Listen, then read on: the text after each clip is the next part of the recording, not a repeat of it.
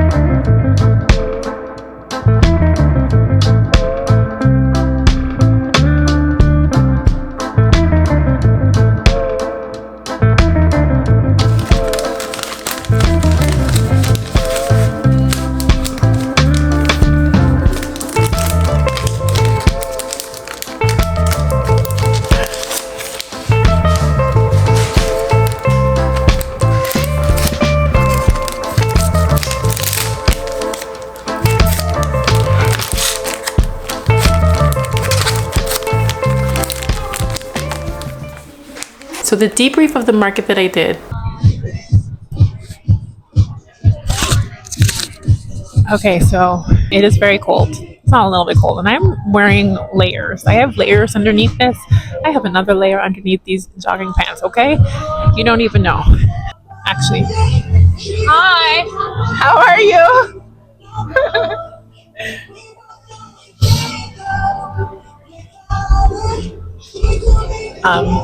It is cold. My face feels cold. I can't feel my face right now when I'm bending. No, for real though, it has been interesting. It's been not as busy as I would have liked, but it's cool. Okay, get back. Hi, how are you? Let me know if you have any questions. I am the artist behind all of this. But basically, my parents were from Jamaica, so I was inspired by all the like foods that you would find in Jamaica, and I wanted to make the characters. So that's rice and peas, honey cocoa bread, halibut, banana, African saltfish and dumplings, hot sauce. So these are sticker sheets. Those are stickers. Enamel pins over here. Those are iron-on patches, so like you can iron it onto like a bag or a t-shirt or something. I have notepads over there. Whoops, sorry. T-shirt, tote bags, some mugs over here as well, and some air.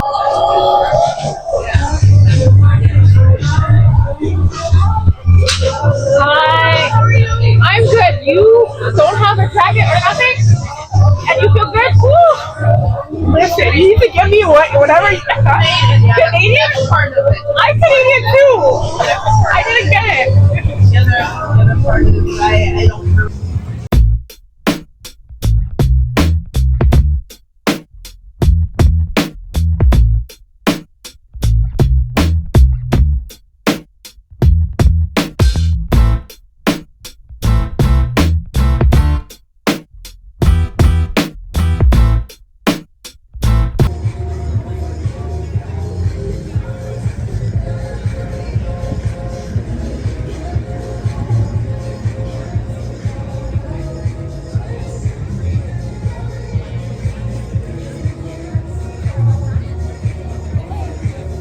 Okay, so my partner went to go get me some hot chocolate. We just finished packing up. My feet are frozen.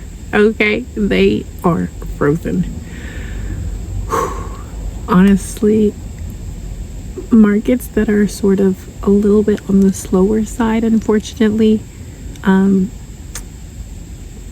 the things that I am grateful for is the community. The people that I met today were just so cool. I love meeting other vendors. I love meeting other people who have dreams and who are just like hustling and who believe so much in the things that they've created, and they've created amazing things, some of which I am bringing back home literally. So yeah, even though the market I am so cold I can't even speak properly. Even though the market did not go as planned, I don't even want to show you my hands. I think my hands are really ashy. I am still grateful to have spent this time. I'm glad that I actually sucked it up. My feet are frozen. And I know my partner told me not to wear these shoes. I'm gonna cut to my shoes just now. Yeah, I don't think I'm going to do any more outside markets in past August, July. I'm going to need it to be hot, okay? Because I also really wanted to like rep my merchandise, which I couldn't because I was cold. So I zipped that bad boy up and I rep this bad boy over and over and over again. I feel like I'm snotty nosed too, like all day in the cold. And I'm saying the cold, okay, for context for people who aren't in Toronto, Canada right now, it's not like it's like winter, because winter usually by now there's like snow, and there's not any snow right now. But it is what, 5 degrees Celsius? I don't know what the conversion is on that, but it's cold, okay? My hands are frozen. I'm gonna have to go home and actually calculate how much I made, but it wasn't what I made at Hamilton. And if you didn't watch what I made at Hamilton, you need to watch it over there. yeah, it wasn't like the Hamilton experience, unfortunately. Even though there were so many cool people, it just wasn't that. Yeah, I'm going to gather my thoughts, sip on my hot chocolate once it arrives, and tend to my little babies, because my little babies have homework to do and I have to make food for them. Okay, so I'm going to get on that, and then you and I will talk. We will talk. Okay, I will give you the inside scoop. Okay, I'll talk to you soon. Bye, guys. Obviously, it was cold, and I'm never doing a cold winter holiday market outside again. I'm just not built for it. It's not at all a reflection of the people that I worked with. It's more so a reflection of my body, and my body just is repulsed by the cold. Okay, so I'm not doing that again. Although I say that, and I am actually doing a market in a greenhouse. It's different.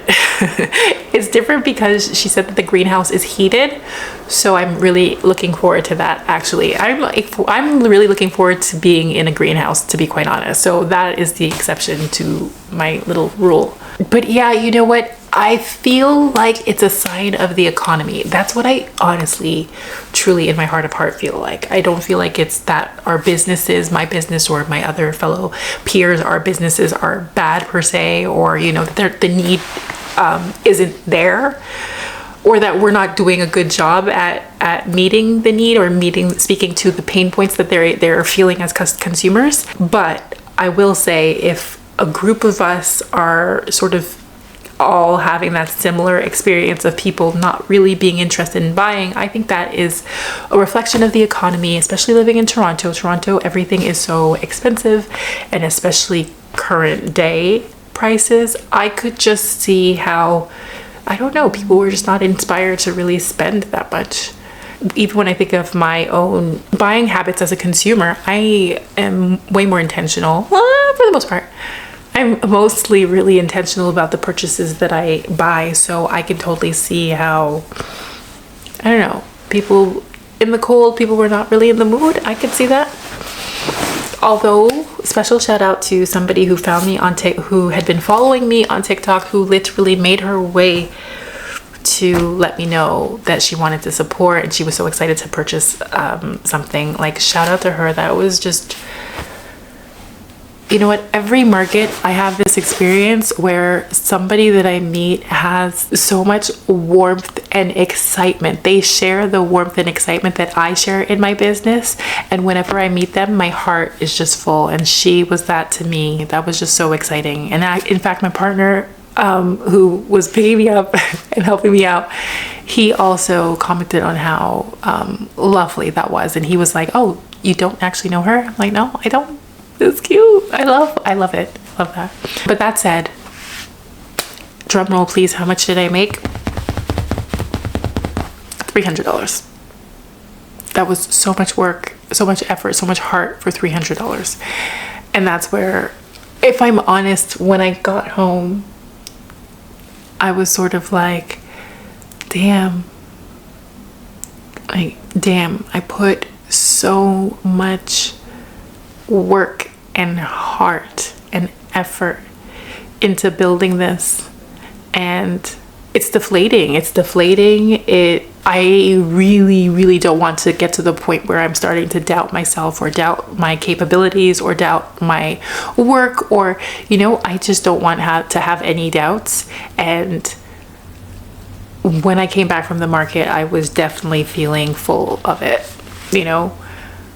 I think this is part of the journey of being an entrepreneur, is that there are going to be these days that are wicked and amazing, and there are also going to be these moments where you make $300 even though you put all these hours and work and effort into your business. And especially as a creative, it's so hard. It can be really deflating. So I definitely had my moment of feeling sad, but again, then the kids got sick. So then it was sort of like, you can't even sit through it and work through it. You sort of just have to continue on. And you know what? I was also feeling really down because my swimming class, my last swimming class for the season. Now, I think I've mentioned in the past how much I loved swimming, and it's specifically because of the instructor. The instructor had such a way of teaching us and trying to make sure that we could understand the concepts, and just like motivating us and pushing us in a fun and like quirky, weird way, that I don't know, I just absolutely loved my swimming classes. And so because the kids were sick, I didn't get to go to my swimming class, which totally bummed me out. I still went with my son just to drop off a thank you. I had to say thank you. I feel like when there are people who you meet who have this energy about themselves, you would be remiss to not let them know that they have this energy. And so I just needed to say thank you to him. But I did you get a little report card. So I got my report card, and because I wasn't present for that last class, which is where they were doing, he was testing some of the final things, like can you swim 25 to 50 meters or something like that. Because I wasn't doing it, I didn't pass. So I have to do level 1 again. I think it was the combination of not being able to attend the class, not being able to like really fully say thank you to him, and then also not passing the class. I was on Tuesday, yesterday, I was just in my feelings. Got me in my feelings. I was just in my feelings, like. And the thing is, now that time has progressed, and also I looked at the little thing, he made a cute little drawing. I'm like, you know what, I did so good. I'll show you, I'm gonna post-production, come here. I did so much. I grew so much. I actually enjoy being in the water. I actually ventured into the deep end. I went all the way in the deep end. I dived. I did all that shit. Backstroke, breaststroke, front crawl, like I don't know if I'm making some of this up, but literally I challenged myself to do everything. And my kids have even seen me. This past weekend we went swimming at my mom's house, and my kids have seen me swimming, and my son has been like jumping into the pool with me, etc., you know. So that's what I'm doing it for. So again, how could I be disappointed? Honestly, shout out to Ben, best instructor ever. Heart hurts. Okay, so this week I am trying to get back onto the saddle. Small business owner hat back on. And I am just really trying to keep it pushing, keep it moving. I don't know if I have the steam for Black Friday. I know Black Friday is when people make so many of their sales. I am just I feel like it's so daunting, the prospect of thinking of how to ship everything, given that the Canada Post strike is still happening. Like, what am I doing? How am I sending everything? I don't know. I think I would have to bite the bullet. And I did look into alternative shipping arrangements. So there's one company called Chit Chats that I was considering maybe going with them. I don't know. I honestly don't know. So I just don't know if I should even just try something or not. And I know my small business coach is sort of like, you know, we go for it, and then next year we learn from it. We gather information from the whole process, and we do better and we do different next year. And so I know she would probably encourage me to keep going and to continue on with the sale. But yesterday during our meeting, she was testing out the website, because I was like, something is not converting. There's something wrong with my website because it's not converting. People are going on it and people are telling me that they're trying to go on it, but then it's not actually turning into a sale. So what is not converting? And I think I figured out the issue is the shipping. The shipping profiles need to be sort of rearranged. And I know part of the problem is that some of my inventory I actually have on me. Some of my inventory, you know, the enamel pins, the patches, the stickers, some of the mugs, some of the totes, all the paper dolls, like I have those on me. But some of the t-shirts and the mugs I had done through print on demand, because when I first started, if you scroll back on this channel, I started off on Etsy. And so because there's such a wide amount of inventory that I actually have, I opted to do print on demand. But the way that it works with my current situation is that there are some things that are printed via print on demand and some things that I actually have with me, which means that in terms of shipping, it doesn't make sense for shipping, because let's say you order a t-shirt that is available print on demand and then enamel pins and patches. Well, the enamel pins and patches are being shipped over by me. That's one shipping cost. And then there's a shipping cost that's coming through shipping through the print on demand company, another shipping cost. And so it ends up being more expensive for no reason, ultimately. Notes from post-production. Okay, I have been doing a little bit of research and I see that some owners just absorb the shipping costs, and I'm going to mull over it. Basically what they'll do is they'll set flat rates across the board depending on how much you spend, and that will dictate the flat rate that they offer, and then they absorb the rest. Maybe.